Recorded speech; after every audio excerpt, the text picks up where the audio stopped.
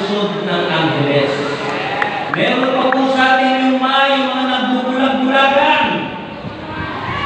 Meron po yung nagbubulag-bulagan dito dahil nakatanggap ng 1,000, 2,000. Yan po ang pinagtatakutan namin na pagdating ng halalan dito sa Angeles, pag tumayo na naman dito sa Barangay Uwayan, si Nino Aquino.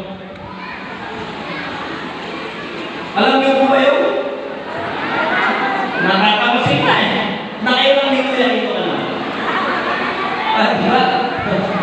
Yan po ang pinatatakutan natin. No? Na kapag nakalimutan niyo lahat yung pinag-usapan natin dito. No? Kaya sana, mga milenyos, magigumising na po tayo. No? Tingnan po natin, matuto na tayo kung sino ang binuboto natin.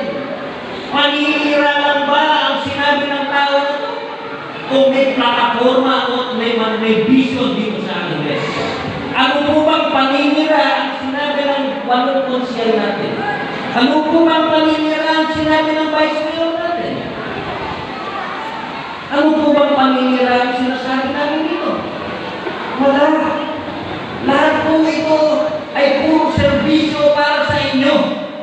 Dahil kami po'y naniniwala, tandaan ninyo, ang serbisyo publiko, hindi po hinihingi yan o linilimos yan. Kusang binibigay yan sa taong bayan. Hindi po yan serbisyo pag nanangailangan tayo, pupunta kayo sa City Hall, pipila lang 5 oras na, maghapon ang pipila doon. Tapos sasabihin sa'yo, wala kayong hinahanap mo. Bumalik ka na lang daw bukas. Di ba? Yan ang mga binoto nyo na nakikita mag-anak sa inyo noon pa. Kaya gumising na po tayo. Wala pong masama, tandaan nyo ang sumubok ng bago para makatikim tayo ng tunay at makabuluhang pagbabago.